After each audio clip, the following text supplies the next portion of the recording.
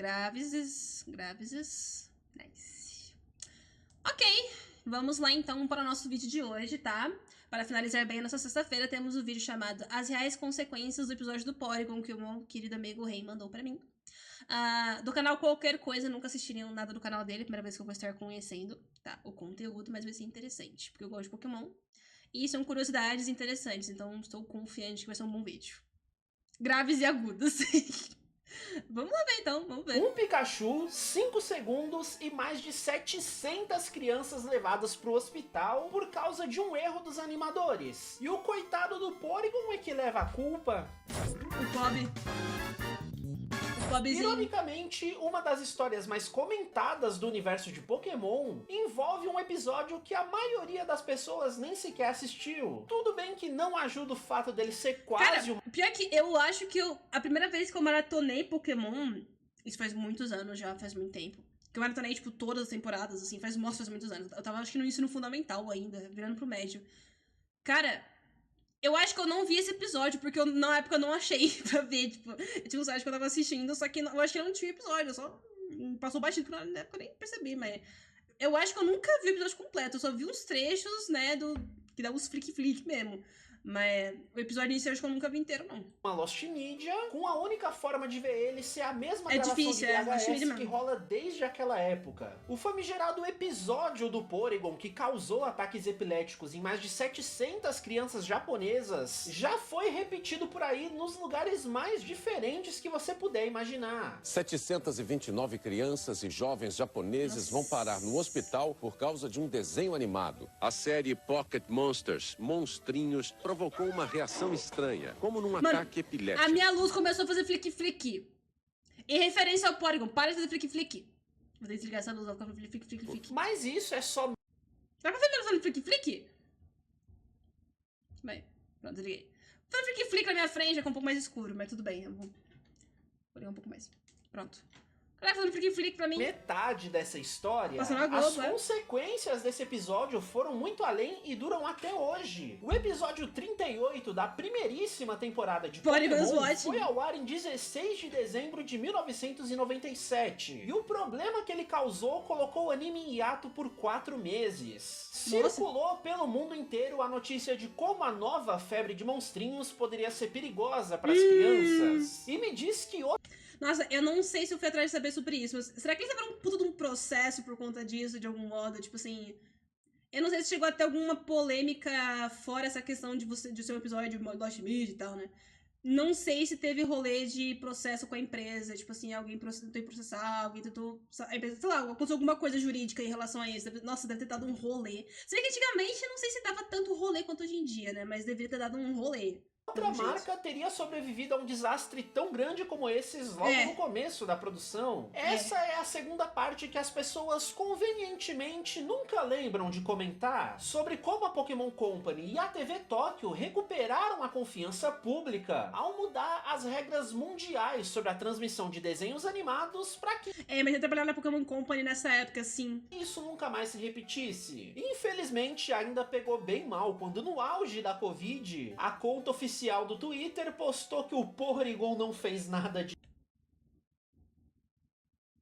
Que ideia ruim, hein? errado. Como a gente vai ver, eles até tão certos, mas até Digimon ter feito um post usando o Coronamon na mesma época foi menos mal visto. E antes de qualquer coisa, acho que faz sentido a gente tentar assistir esse É que esse negócio de zoar com certos termos, certas situações delicadas, eu acho que é zoado você fazer isso enquanto está acontecendo. Por exemplo, na pandemia foi um rolê pra todo mundo, mesmo que você não tenha passado ou tenha tido coronavírus, tenha né, pegado, ou você não tenha visto nenhuma pessoa próxima você ter coronavírus nem nada, passar por isso.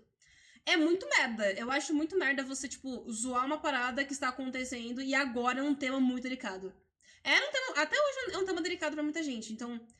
Mas é que hoje em dia é um pouco melhor, mas tudo bem você zoar certas coisas, porque já tem vacina, já passou bastante tempo, dá pra você ter... O assunto não está tão delicado quanto era na época. Você zoar em cima da época é muito zoado. Nossa, deve ser um... Nossa, eu não sei, tipo assim... Eu não passei por nenhuma perda. O meu tio quase faleceu de Covid, na verdade. O meu tio, por parte de mãe, ele quase faleceu. Minha mãe pegou Covid também, ela ficou bem mal. Mas, tipo assim, não foi tão mal. O meu tio quase foi de Covid, ele quase foi. Mas, tipo, eu imagino pra quem realmente perdeu uma pessoa e aí, tipo, ver uma empresa falando assim, tipo, uma pessoa zoando, como se não fosse nada na época, tipo, em cima da época, tipo, nossa, deve ser uma merda, sabe? Tipo, eu acho que tem situações, tá ligado? É complicadíssimo fazer certas piadas, tá ligado? É muito complicado. Coronamon, bichinho, só teve redenção do Time Stranger. É, o 11 de setembro, exatamente. O pessoal usou bastante, mas na época era delicada. Exatamente. Eu acho que é sobre isso, tá ligado? Tipo, existem. Eu acho que existe uma limitação pra. Desculpa, eu fugi totalmente do assunto aqui. Mas é sobre isso. Tipo, quando você tem um tema muito delicado e que ainda é popularmente delicado, ainda é um tópico muito delicado, um tempo atrás e ainda está bastante alta. Não tá, ao menos eu não vi estar tão em alta agora, mas eu sei que ainda está em debate, que é sobre. Desculpa, eu vou soltar o assunto, mas. Feminicídio, por exemplo, que é um tema que recentemente, nos últimos meses, está muito em alta. Já veio rolar muita piada em céu em cima disso. Justamente que teve um aumento das piadas em céu, justamente porque a discussão sobre feminicídio cresceu bastante nos últimos tempos. Mas tipo, você percebe que existe uma situação em que é um tema delicadíssimo, em que pessoas passam por muita coisa, e isso é um negócio. Assim, de novo, não falando mal de nenhum modo, nem rebaixando, nem desmerecendo a dor de ninguém em relação ao 11 de setembro. Ou ao caso do Porygon, por exemplo. Porque, né, enfim, ainda são tragédias muito tristes. Mas, tipo assim, 11 de setembro e Porygon foram casos isolados, entre aspas, bem grandes. A parada do feminicídio é constante, é todos os dias. Então, tipo, você percebe que existe um movimento, no caso, nessa parte dos incels, né, de pessoas que não têm delicadeza pra falar em certos assuntos, e que indiretamente você incentiva certos tipos de relativização em relação a certos tópicos, entende? E aí, de novo, eu falei feminicídio aqui porque é um tópico mais atual. Mas isso valeria pra 1 de setembro também, na época, especialmente. Você valeria pro tópico do Porygon. No coronavírus também. É um negócio complicado de você zoar. Tem coisas que você não zoa, tá ligado? Se você vai zoar, zoa muito ao redor. Você não zoa a causa em si, tá ligado? Você não zoa vítimas também. Eu acho que é bem complicado. Eu acho que são situações bem complicadas. É bem relativizado, né? Mas enfim, saltei muito do tópico, peço perdão. Me saltei. Me saltei. Tudo bem. Episódio junto, pra entender onde e como esse problema acontece. Mas fica tranquilo que eu obviamente não vou fazer sua tela piscar a ponto de você passar mal. O episódio começa com a turma chegando num centro Pokémon e vendo a enfermeira Joy completamente desesperada com os problemas técnicos no sistema de transferência dos PCs. Ela envia o que os treinadores pedem, mas o que chega do outro lado é completamente diferente. Pra resolver isso, ela chamou ninguém mais, ninguém menos que o famoso professor Akihabara, que todos nós sabemos que é quem inventou o sistema de transferências, né? Claro. Eu não sei se esse personagem deveria ter se transformado em alguém que bonitinho, ele que desenha isso aqui, é tipo um quadro, né? Um quadro de escola, de giz, que da hora. Ele que desenha, que maneiro. No anime, mas aí tiveram que fingir que ele nunca existiu como todo o resto do episódio. Como a Pokédex de todos os jogos cita algum cientista como o inventor do Porygon, esse Pokémon artificial feito inteiramente de código de programação, eu acho que o anime quis aproveitar o quão vaga é essa descrição para meio que unir as duas coisas ao mostrar quem poderia ter sido esse cientista. O professor Akihabara explica que os problemas começaram quando um outro grupo de jovens veio até o laboratório dele e tentou roubar a unidade 00. Então foi todo mundo digitalizado para impedir isso. Mas aí, no cyberespaço, a equipe Rocket passa a se comportar como um vírus de computador, desviando os transportes do sistema. Felizmente, o professor ainda tem outro Porygon, o Unidade 01, que só precisa de um piloto para enfrentar a equipe Rocket. Porque é óbvio que isso é uma referência aos robôs de Evangelion, o que nessa época não era. Então o pior é que o plot desse episódio até que é bem interessante, pras métricas de um filler médio episódio de Pokémon. O legal é que pela Jessie ter a mesma dubladora da Rei, acaba que os 200 são pilotados pela Megumi Hayashibara. Enquanto nós no Brasil temos o Fábio Lucindo como piloto dos 201s. É pura coincidência. Eventualmente ele cai na estrutura básica de sempre, com a equipe Rocket mandando Arbok e Weezing pra uma batalha, só pra gente ver o Pokémon especial da semana usando o ataque especial da vez. O golpe Conversão, que muda o tipo do Porygon pra venenoso, deixando ele imune aos ataques do inimigo. Aí o Porygon 1 derrota o Porygon 0, e pra encerrar, o Pikachu vem expulsar a equipe Rocket com um choque do trovão que, meu Deus do céu, que susto! Eu achei que já seria o elefante na sala, mas calma. É claro, né? Tem animações muito fortes, assim, muito coloridas. Só foi metade do episódio. Quem é este Pokémon? Deixa eu pensar. Tem uma cabeça meio alongada, parece bem poligonal e é digital. Só pode ser o Greymon do Digimon World 1. Ah, eu sabo muito. O real problema do episódio vem quando a Joy chama outro técnico de TI pra instalar um antivírus de verdade no PC. E a música sinistra que eles escolheram é muito boa, porque se a turma morrer no mundo digital, eles morrem no mundo real. Então eles montam no Porygon e tentam fugir o mais rápido possível. Até avisando a equipe Rocket que se eles não se apressarem, algo terrível vai acontecer. Ash, sua boca maldita, não faz nem ideia. Quando o antivírus se transforma numa X-Wing e atira os primeiros mísseis, o brilho da explosão realmente incomoda um pouco os olhos. Eu confesso que eu ainda tinha minhas dúvidas sobre o quão ruim isso poderia ser, mas é bem ruim sim. Eu que nunca tive nenhum problema relacionado, que tô seguro assistindo esse episódio, já fiquei com aquele after image nos olhos, tipo quando a gente encara o sol. Só que aí vem o clímax do episódio. Ela vai lançar ainda mais mísseis e a gente escuta as últimas palavras antes da desgraça. Pikachu derrube aquela nave com um choque do trovão. Todas as cenas com os flashes antes disso já foram meio incômodas, como eu disse antes. Então eu acho que parte do que piora esse problema é uma certa fadiga que já estava sendo causada nos olhos da audiência. Mas o momento específico que causou o problema, cara, é muito tempo de tela piscando e a maior parte da tela também. Então não tem nem como fazer pouco caso disso. Depois dessa cena é que vem o problemão, né? Várias pessoas ficaram em coma, apenas aguardando pelo relógio atingir a hora da besta. Opa, mão digital errado. Então, tirando a criançada em casa, tudo acaba bem.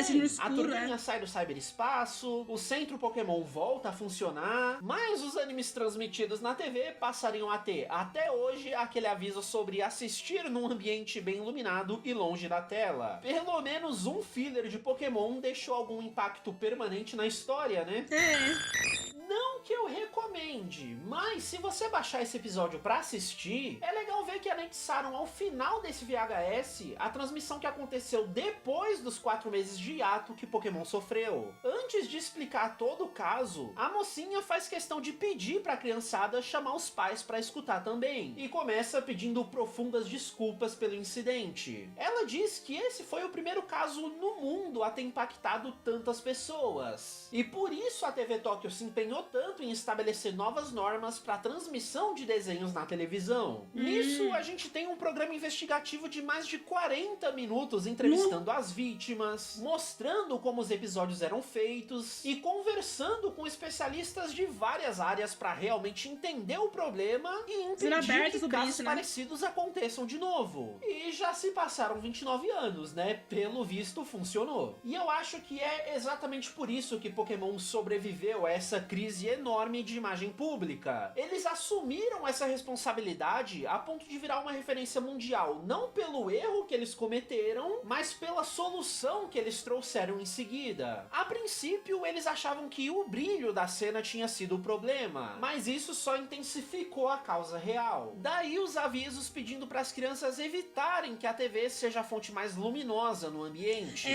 Não ficar tão perto da tela e tudo mais, é verdade. Mas o que eles aprenderam com o caso do Porygon é que o tom de vermelho causa uma fadiga excessiva em um dos tipos de célula que a gente tem nos nossos olhos. E a rápida alternância com o azul gera um estímulo ainda mais irritante. Dói em muito, termos né? bem técnicos, eles Nossa, esse amarelo dói pra caralho, meu amigo. definiram que cenas com vermelho puro não devem piscar mais do que 3 vezes por É, segundo. na época, e de nossa. forma geral, animações exibidas a 30 FPS devem ter cada frame de luz piscante durando pelo menos 10 frames reais. Quando algum programa eventualmente não cumpre essas normas, ou ele precisa ser reeditado, ou para economizar no orçamento, ele pode receber um filtro por cima que diminua a intensidade luminosa da cena. boa, Além boa. disso, eles perceberam também que certos padrões visuais são igualmente fatigantes e por isso devem ser usados com cuidado. Ó. Especialmente faixas muito rápidas, espirais e círculos concêntricos. Talvez você já tenha percebido isso em algum episódio de anime que você vê ripado da TV, não de um streaming, já que o material que vai para essas plataformas não precisa seguir essas mesmas regras. O atual remaster de Yu-Gi-Oh! GX é um caso desses. Todos aqueles fundinhos estilizados durante a puxada das cartas, as invocações, tudo teve que ficar mais escuro para essa retransmissão da série. Pode crer. Essa reportagem da TV Tóquio é realmente muito...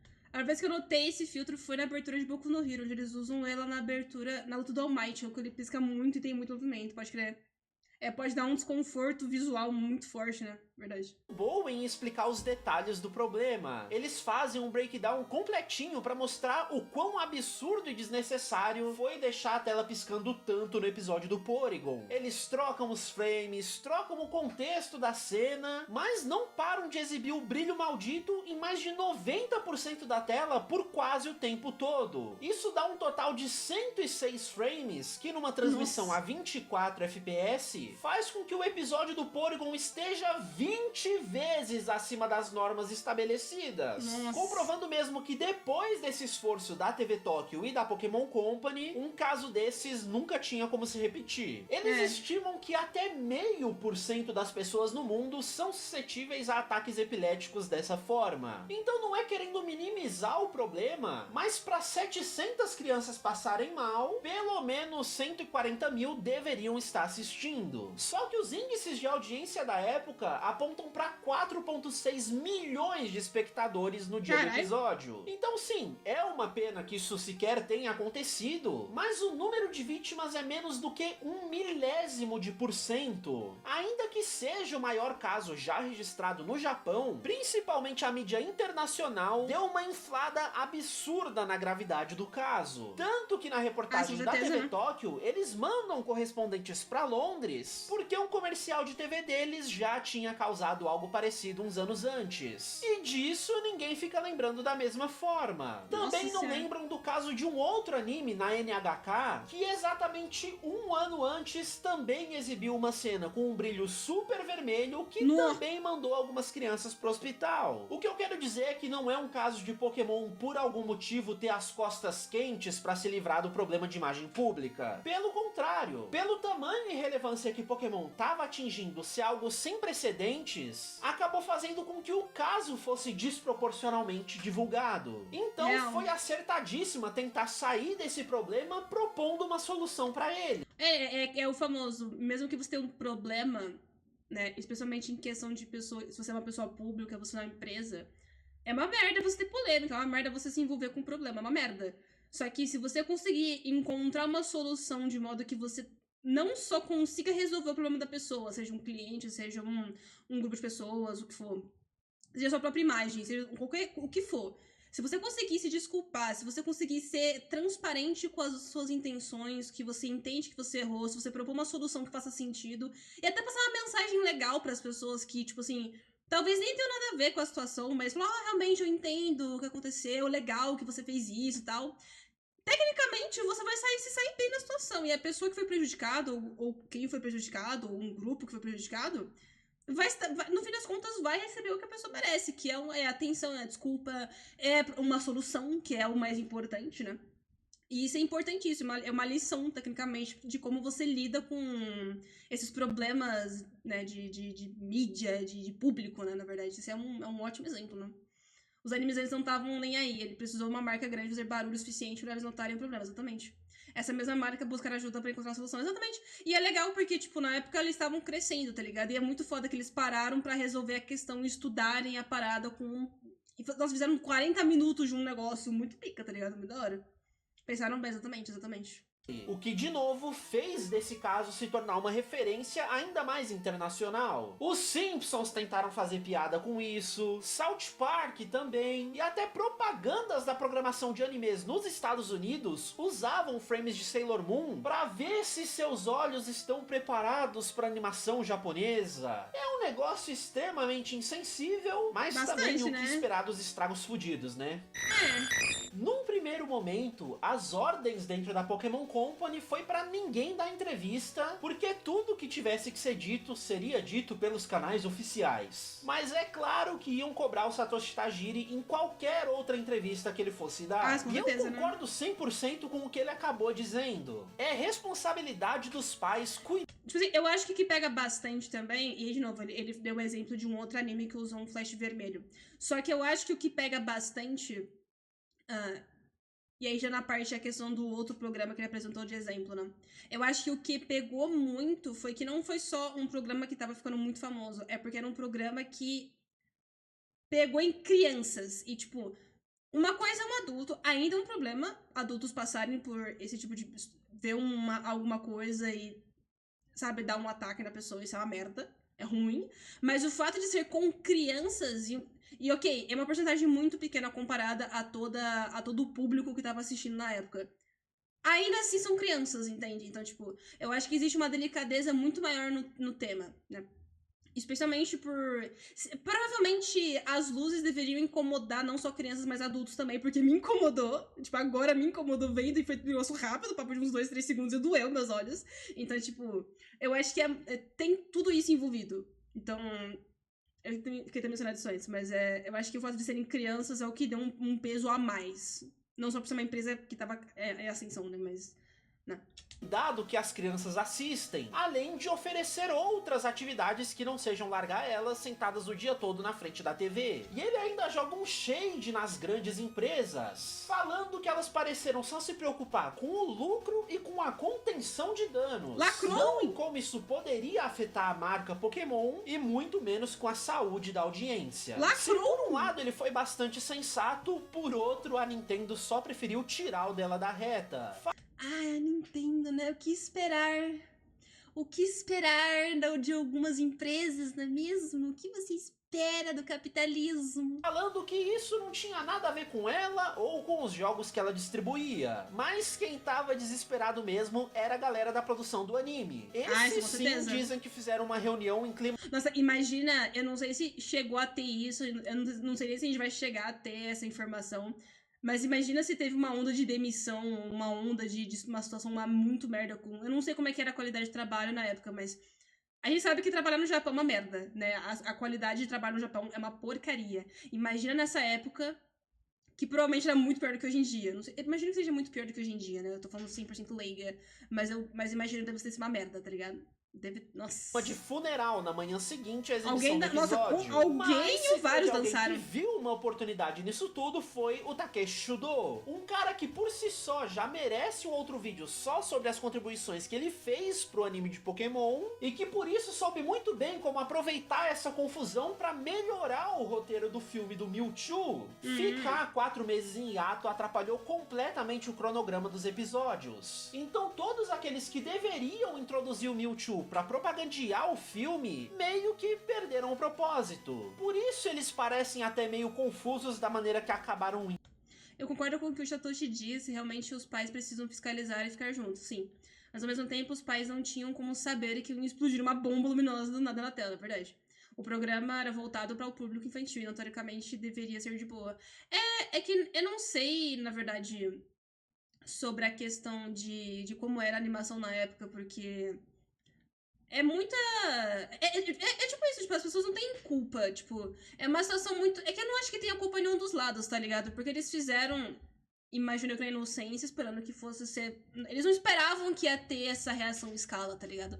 Então, tipo, é uma merda que tem acontecido. Pra ambos os lados, tá ligado? Não, tipo, não vou desenhar aqui e propositalmente. Não foi o caso, tipo, aconteceu, tá ligado? Essa que é a parada triste, dá pra entender os dois lados da situação. Eu acho que a parte importante é que eles deram um jeito. Né? Não tinha como saber, não tinha como os pais, nem como as crianças, e muito menos como a empresa saber. Eles descobriram na hora que isso era ruim pra as pessoas, na hora, e tanto pra criança quanto pra adulto, né? Então, né? Ao ar. Isso significa que o Shudo teve que adicionar um prólogo ao filme explicando a origem do Pokémon com os cientistas, mas aí ele faz toda aquela expansão da história dele com a garotinha e os clones dos iniciais. Eu achei isso benéfico pra caramba, porque não só deixa a história autocontida, como ainda traz um ar de mistério maior que o anime com certeza não tinha naquela época. Mas eu confesso que eu ainda fico meio curioso pra saber quais eram os planos originais para esse filme, especialmente porque tem um teaser lá da época que mostrava uma personagem muito parecida com a Misty, só que mais velha, além de uma outra garotinha que muita gente jurava ser a filha dela com Ash no futuro. Se é ou não é, a gente nunca vai saber, mas pelo que pessoas envolvidas nessa produção já disseram em entrevistas futuras, não adianta ficar tentando teorizar, porque Pokémon tem tantas personagens com visual parecido que até eles se confundiam às vezes. Fora essas mudanças pro filme, também acabou rolando uma reedição dos 37 episódios anteriores ao do Porygon, para tentar se adequar às novas regras estabelecidas no caso de reprises futuras. Por isso, às vezes, a gente vê por aí eu já vi a diferença. Eu acho que eu assisti esse aqui, inclusive, que é um filme mais escuro. E foi bem melhor de assistir do que esse aqui, claro. Que, nossa senhora. E algumas dessas cenas antigas super bem animadas, com animação bem bonita, mas às vezes as mesmas cenas aparecem todas travadas. Isso vai depender de qual versão do episódio estão usando como insert. Outra consequência é que o coitado do Porygon e a linha evolutiva inteira dele nunca mais deu as caras no anime. A corrupção em Kanto é tão grande que ele virou o bode expiatório pro Pikachu sair ileso disso tudo. Tanto que aquele outro episódio todo bonitinho, cheio de outros Pikachus fofos, só existe por causa do incidente. Depois das milhares de cartas que a produção recebeu com as crianças pedindo pra, por favor, não tirem Pokémon do ar, a equipe achou legal trazer o anime de volta pra TV com um especial de 1 hora, passando esse episódio todo sentimental pra matar a saudade do mascotinho mais popular do mundo, além de fazer o drama com o Ash quase se despedindo dele. Só pra brincar com a ideia de, quase que o Pikachu foi embora, hein? E aí, junto desse episódio, pularam pra outro que parecia ser mais interessante. Aquele com o Eevee e as evoluções dele. O que talvez tenha ajudado até a cimentar mais a ideia desses dois como os iniciais alternativos de Kanto. Mas só de curiosidade, deixa eu ver qual seria o próximo episódio que passou o preview no final do episódio do Porygon. Aposto que se não tivesse dado problema, as coisas teriam rolado normalmente, de forma alguma traria dor de cabeça pra alguém. Meu Deus.